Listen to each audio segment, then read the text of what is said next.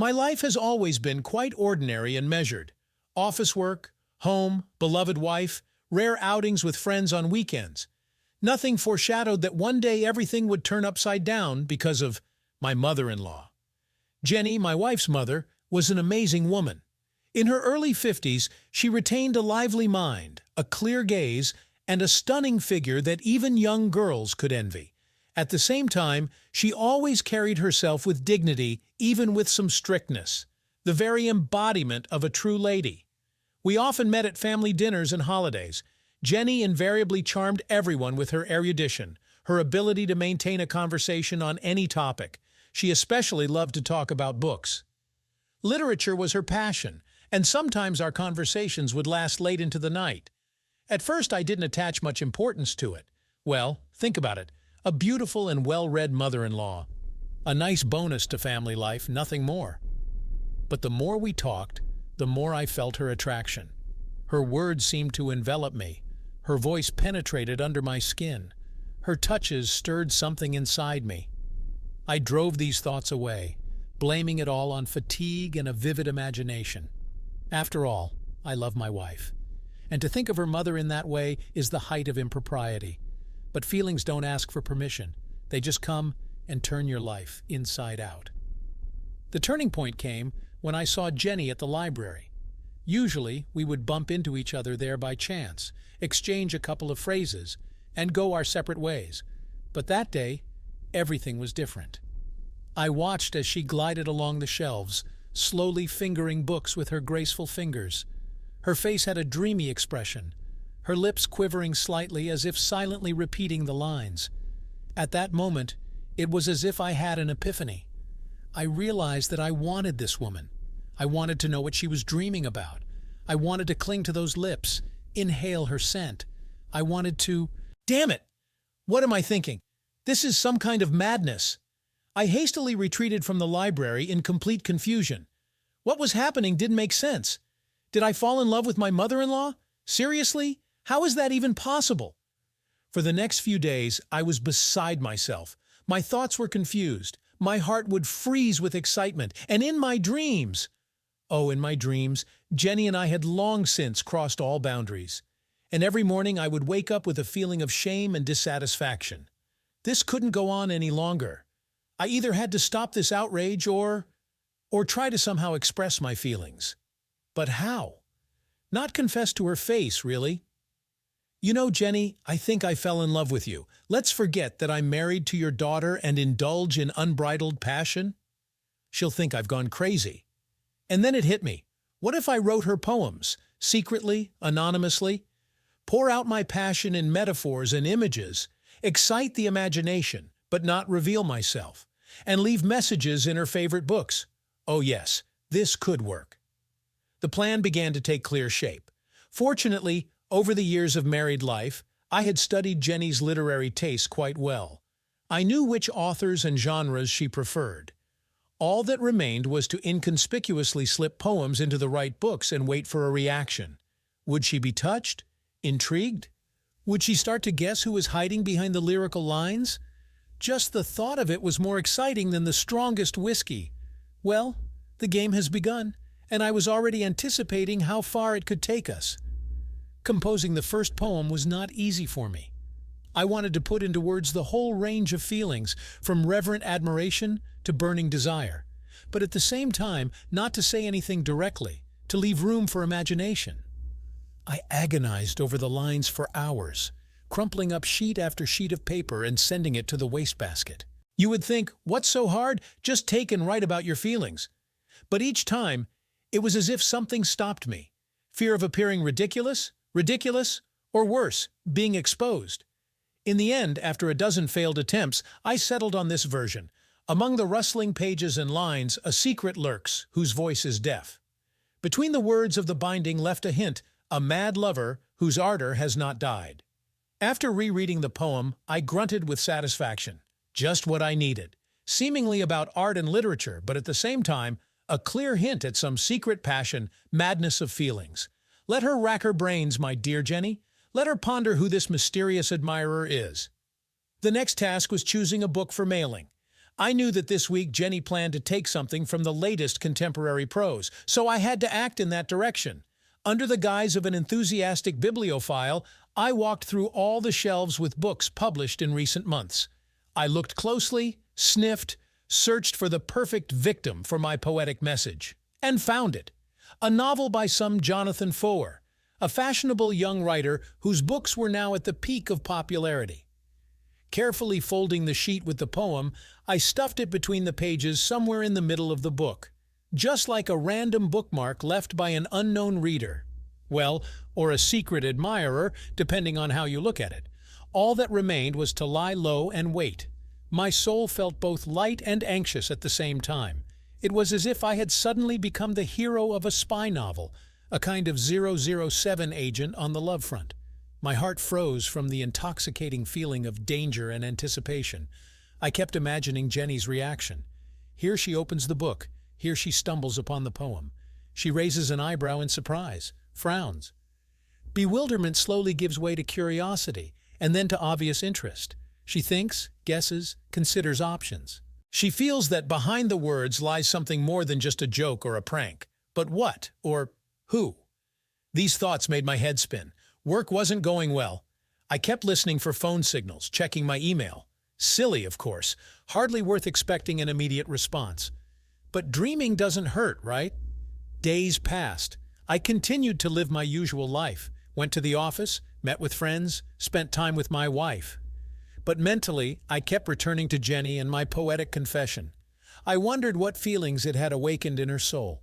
I waited for at least some sign, a hint, and it seems that my efforts were not in vain after all. Because a week later, at a family dinner, Jenny suddenly started talking about a mysterious find in a library book. Imagine, someone left poems there, very beautiful, I must say, and so unusual, to stick them between the pages, like some kind of secret message. She spoke with deliberate casualness, but mischievous lights danced in her eyes. I held my breath, trying to keep a calm expression on my face. Come on, Jenny, continue, say what you think about it. But alas, my mother-in-law did not elaborate on the subject. She only smiled at some thought of her own and deftly changed the subject. And I mentally cursed and at the same time rejoiced. It looks like the first part of the plan worked. Now it's time to consolidate success. For the next couple of weeks, I worked hard on new poems. Each message was more and more personal, bolder. I played with words, built meaningful metaphors, scattered half-hints, all in order to awaken the imagination of my dear Jenny, to make her wonder, fantasize, anticipate. Apparently, I succeeded at that. My mother-in-law more and more often talked about the mysterious messages in books. She spoke about them with poorly concealed excitement, as if sharing an intimate secret. I saw how her eyes lit up, how her cheeks flushed. Oh yes, she definitely liked this game. You know, I think I'm starting to wait for these poems, Jenny confessed once at Sunday dinner. Every time I go to the library, the first thing I do is check the books. What if there will be another message from my secret admirer? She laughed, but the laughter came out tense, a little embarrassed. I stared into her face, trying to catch the slightest nuances of emotion. Could it be that she really got carried away? That she was intrigued? Maybe it's just someone's joke, my wife suggested, carelessly putting salad on her plate. You know, a prank, to amuse bored housewives. God knows how much I wanted to jump up and shout, "No, it's not a joke, it's a real declaration of love." But I restrained myself. I just skeptically grunted and shrugged my shoulders like anything is possible. And I thought to myself, you don't understand anything, dear. These poems are the quintessence of my feelings, the cry of my soul, torn apart by forbidden passion. And they are not intended for housewives at all, but for one single woman. From that day on, Jenny seemed to be out of sorts. I could see that her thoughts kept returning to the mysterious poems. It was as if she herself did not understand what was happening to her. On the one hand, a decent married lady, a loving mother and grandmother. On the other hand, a woman who is drawn into the whirlpool of new, exciting experiences. I felt her confusion, her inner struggle, and somewhere deep down, I rejoiced. It seems that my words still found a response in her heart, awakened something that had been dormant until now. Jenny began to look at me differently. as if trying to guess, to read the answer to the mystery in my eyes. Oh, if only she knew.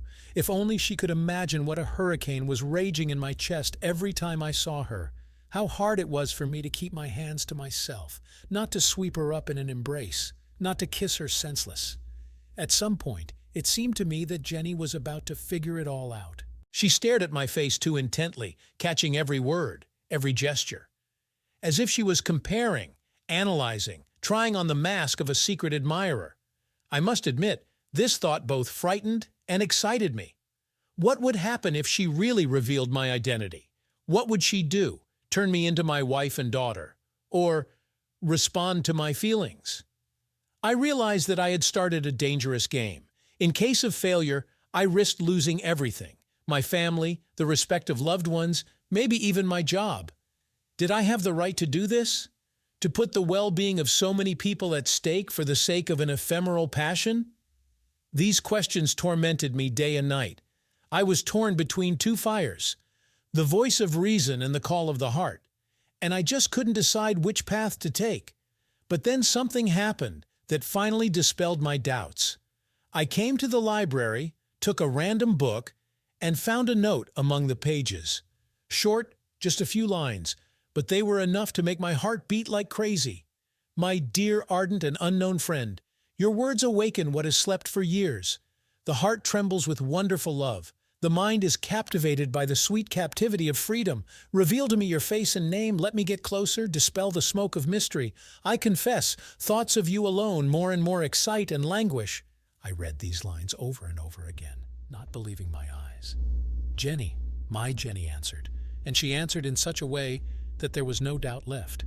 She was also carried away. She also wanted more. She was calling me, beckoning me, teasing me. I was on cloud 9 with happiness. Fears and hesitations receded. Euphoria took their place. Is this really happening to me? Have I really found a kindred spirit, albeit in such an unexpected guise?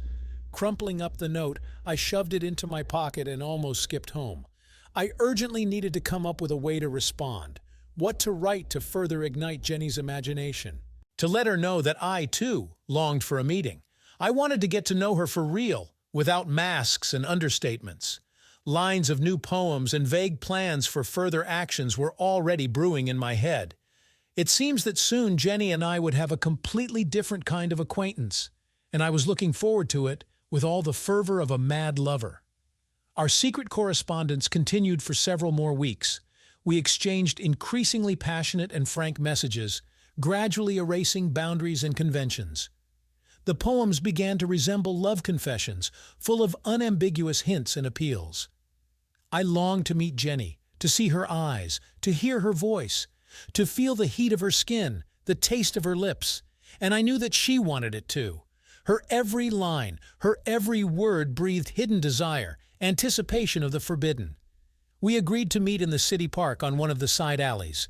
I was supposed to approach her from behind, whisper the name of our favorite poem in her ear, and she was to turn around and say the most romantic stanza in response. It was like a spy game, a children's quest, and a prelude to a crazy date, all rolled into one. From excitement and anticipation, my hands were shaking, my thoughts were confused, but at the same time, I felt some kind of wild, primitive delight, like a boy about to jump with a vine for the first time. And now, finally, that day has come. I arrived at the appointed place an hour before the meeting. I wandered between the trees, peering into the faces of passers-by. I was afraid that someone would recognize me, although hardly, for the sake of conspiracy, I even put on dark glasses and a cap, like a hero of a second-rate detective story. Jenny appeared at exactly noon. I recognized her from behind, by her proud posture, by her light gait. My heart pounded somewhere in my throat, blood rushed to my cheeks. This is it, the moment of truth. Now we will finally look each other in the eye. Taking a deep breath, I moved forward. I circled Jenny in an arc, approached from behind. I leaned toward her very ear, enveloping her skin with my hot breath. Among the rustling pages and lines, Jenny shuddered. Slowly, very slowly, she turned around. She raised her eyes to me, huge and shining. God, how beautiful she is, and how it turns out she looks like a young girl, flushed, excited, with tremblingly parted lips. A mad lover whose ardor has not died. She exhaled barely audibly and staggered, as if losing her balance. I automatically caught her, pressed her to me. It was sheer madness, an impulse that defied logic and reason. We stood like that, embracing, in the middle of the park, and the whole world seemed to cease to exist. "So it was you, after all," Jenny whispered, crumpling my shirt with her fingers. "You wrote me those poems, confessed your love." "Yes," I simply replied, stroking her back. "It was me, and every word is the pure truth. God, Jenny, if only you knew how long I've been dreaming of telling you this." What happened next, I remember vaguely, in snatches. Quick, faltering speech, feverish whispers, confessions bursting out against my will, greedy, hungry kisses that made my head spin, hands wandering haphazardly over bodies, as if trying to become one. We kissed to the point of madness, to the point of clouding our minds. I think we even scared a couple of chaste old ladies on a bench. To hell with it! All proprieties, all common sense. To hell! Now there were only the two of us and our searing, all-consuming passion. I don't know how long it lasted. Maybe a minute, maybe an hour, or a whole eternity. But at some point, Jenny visibly forced herself to pull away from me. She stepped back, breathing heavily and adjusting her tousled hair. "Oh my God, what are we doing? We can't, we shouldn't." Her eyes were filled with a plea mixed with keen desire. I felt a wave of tenderness wash over me. My poor girl. How difficult it must be for her, to be torn between duty and the call of the heart, between morality and the thirst for feelings. "Jenny, listen," I began, but she shook her head. "No, wait, let me say it. All these poems, dates, kisses, it's wonderful. Magical. I feel like I'm in a fairy tale, honestly. But we're adults. We each have our own lives, obligations, family after all." She closed her eyes for a moment, as if gathering her thoughts. "You're my daughter's husband. She loves you, trusts you, and my God, I'm her mother. What are we thinking?" I could see how much effort these words cost her, but I couldn't help but acknowledge her rightness. No matter how strong our feelings were, we had no right to betray our loved ones, to destroy families, to break hearts. It would be the height of selfishness. "You're right," I said hoarsely, crumpling the ill-fated cap in my hands. "As much as I wish otherwise, we can't, we shouldn't. Too much is at stake." Jenny nodded, biting her lip. There were tears glistening in her eyes, but she held them back by sheer force of will. "Yes, alas, but yes. We'd better stop before it's too late, before we do something foolish that we'll regret for the rest of our lives." A tense, viscous pause hung in the air. We looked at each other, and in that gaze was everything unspoken, unfulfilled, longing for happiness that didn't happen, the bitterness of a farewell that is as inevitable as the coming of autumn. "Jenny," I began, taking a step toward her, but she recoiled, shaking her head. "No, don't say anything. Otherwise I won't be able to stand it. I'll break down." Her voice trembled and broke. She took a shuddering breath, exhaled slowly. "Let's just say goodbye, here and now. Keep this secret in our hearts, as the brightest, purest thing we had, and go our separate ways. We don't have any other choice." God, how I wanted to scream that there was. To grab her in my arms, to run away to the end of the world, to start all over again, just the two of us. But I understood. This is just the ravings of an inflamed mind. Life is not a romance novel. There are no simple solutions and cloudless, happily ever after in it. Therefore, I only swallowed the lump that had risen in my throat and hoarsely said, "You're right. There is no other way out. We must say goodbye. But know this, no matter what happens next, I will always remember. Remember and thank fate for bringing me together with you, even if only for a short while." Jenny closed her eyes, and 2 tears rolled down her cheeks, but she immediately wiped them away with a quick, almost angry movement. She straightened her shoulders, lifted her chin. My proud, unbending woman. "Farewell, my dear friend," she said firmly, looking somewhere past me. "Farewell, and be happy. You deserve all the best." And then she turned and quickly walked away.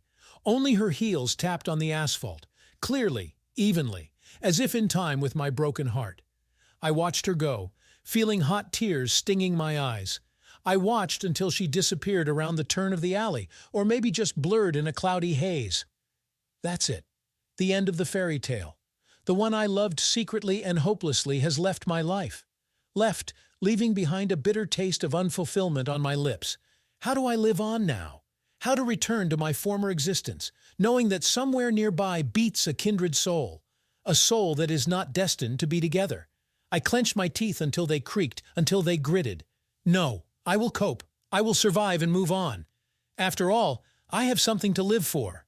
Family, work, friends, a home that needs to be cherished and protected. For this, it's worth holding on.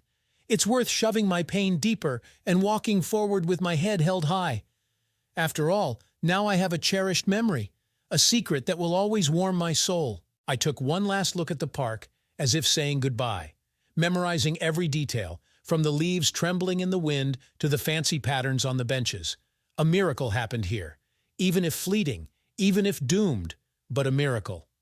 And then I strode toward the exit, to meet my former life, the one in which there is no place for mad passions and hidden desires. But there is stability, reliability, and quiet family happiness. And who knows, maybe one day the pain will subside? Maybe I will learn to live with the burden of unrealized love, become wiser, stronger. Time will tell. But for now, I need to go home, hug my wife, listen to her story about the day, play with my daughter, read her a bedtime story, and try not to think about that other one, about the unfulfilled dream. I will cope. I must, for their sake and for my own. Days dragged on as usual. I immersed myself in work, in family affairs. I tried to fill every minute, just not to think, not to remember, just not to go crazy with pain and longing. At first it was unbearably difficult. Every little thing reminded me of Jenny. A casual phrase, a familiar scent of perfume, someone's melody of laughter. My heart would immediately clench, and a dull, aching pain would start pulsing in my temples. I gritted my teeth, dug my nails into my palms. I smiled with the last of my strength, pretending that everything was all right, that I was just tired, overworked, didn't get enough sleep. Those around me seemed to believe it. At least no one asked unnecessary questions. At family gatherings, Jenny and I pretended that nothing had happened. She was impeccably polite, affable, even cheerful. She asked about my affairs, inquired about my health, as if there had never been those piercing, heartbreaking moments between us. Only in her eyes, when she thought no one was looking, I noticed a shadow, sadness, a hidden sorrow so similar to my own. In such moments I wanted to approach her, hug her, comfort her. To say that I was there, that I still loved, but I didn't dare. The wounds were too fresh, the truce too fragile. We both needed time to come to terms, to get used to it, to learn again to be just relatives, members of one big family. I realized it would not be easy. Perhaps this pain would never completely subside. It would remain on my heart as a thin scar, a memory of happiness that didn't happen. But at least I had the poems, the ones I wrote and the ones my Jenny composed in response. I carefully kept them in a secret drawer of my desk, as my greatest treasure. Occasionally, when the longing became simply unbearable, I would take them out and reread them. And each time I was amazed anew at how much love, how much fire we put into those lines. Poetry became my outlet, a way to vent my emotions. I wrote and wrote, sometimes for hours on end, about everything that hurt, about my forbidden passion, about the bitterness of loss, about the fragility of existence.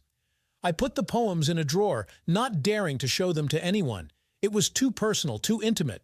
Time passed. Gradually, day by day, the pain dulled. No, it didn't go away completely, but it became more familiar, more tolerable.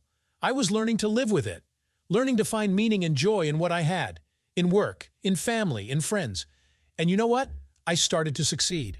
Of course, it was still far from cloudless happiness, but the acute bouts of despair, when I wanted to climb the walls, were becoming less and less frequent. I began to spend more time with my wife and daughter.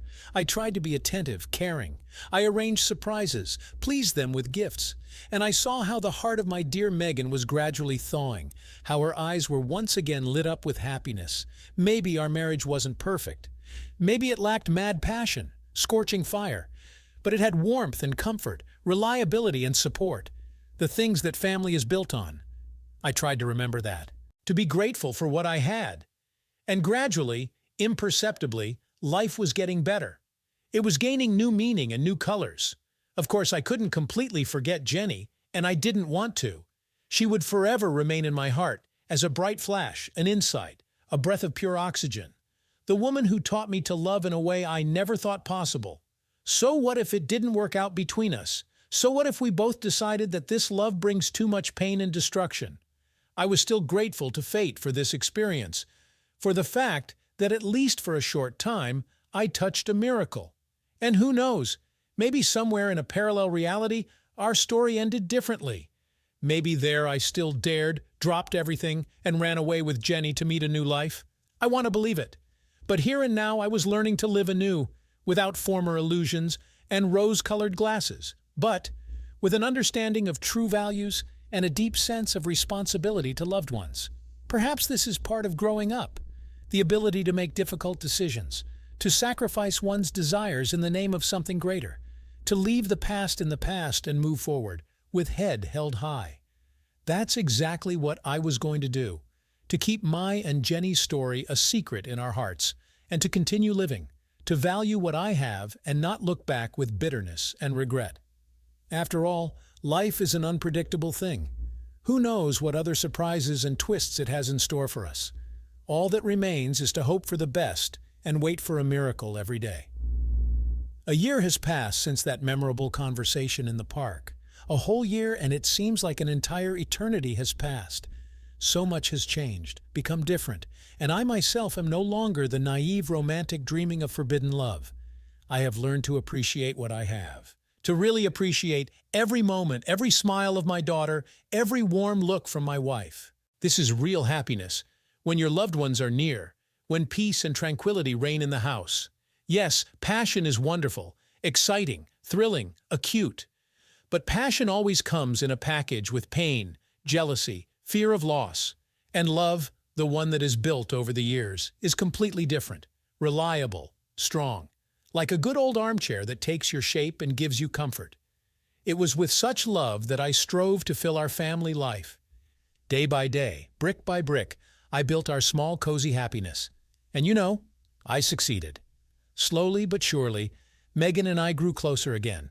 We learned to hear and understand each other, to find compromises, to make plans for the future together. I saw that she was trying too. She became softer, more attentive. She took more interest in my affairs and hobbies. She even reacted to my poetic endeavors without her former skepticism. Once she even asked me to read her something new. Of course, I kept silent about my poems to Jenny. That was too personal, a hidden territory, an emergency reserve, not intended for prying eyes and ears. So I read her others, about nature, about children, about small everyday joys. Megan listened with bated breath, and then she suddenly pulled me to her and hugged me tightly. "Thank you, darling. It was very touching. I'm sorry I didn't take your hobby seriously before. I'm glad you finally found an outlet." I was glad too, glad and grateful to fate, for not pushing me away, not breaking me, for giving me a second chance, to become better, wiser, to prove every day with deeds, not words, how much I love my family. I saw Jenny too, at common holidays, family celebrations. We politely smiled at each other, exchanged meaningless phrases about the weather and health. No more secret glances, no more trepidation and excitement. Only the calm benevolence of familiar people, and I was glad of it. It means that Jenny too is learning to live anew, finding a way to cope with the pain, heal the wounds of the soul. Maybe she even has someone, reliable, faithful, someone who can give her real happiness.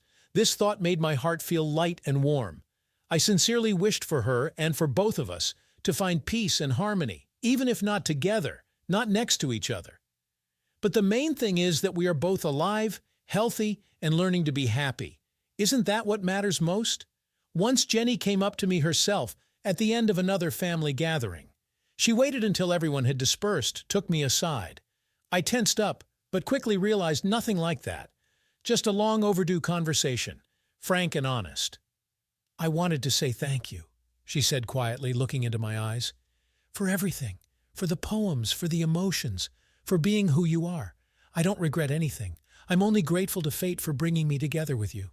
"Me too, Jenny," I replied just as quietly, lightly squeezing her hand.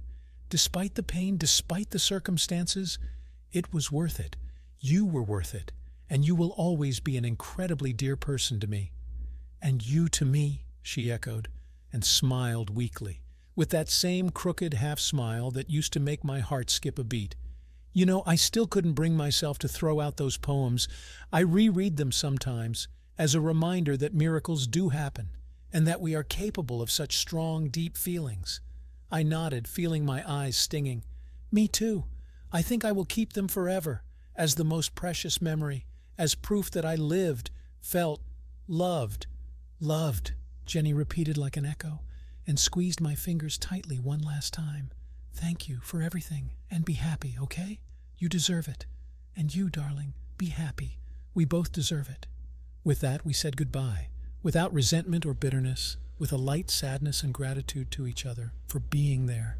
For being able to stop in time and preserve what's most important, what cannot be destroyed, our families, our lives. Since then, much water has flowed under the bridge. We saw each other many times, as befits good relatives. We sincerely rejoiced in each other's successes, supported each other in difficult moments. We took care of our loved ones, without reserve, without falsehood. And each of us carried in our hearts a memory of those days when we loved so piercingly and acutely, of poems filled with secret meaning, of feelings that turned out to be stronger than reason. I know we did the right thing. We made the only possible choice. There was no other way. And yet, I confess, sometimes I remember.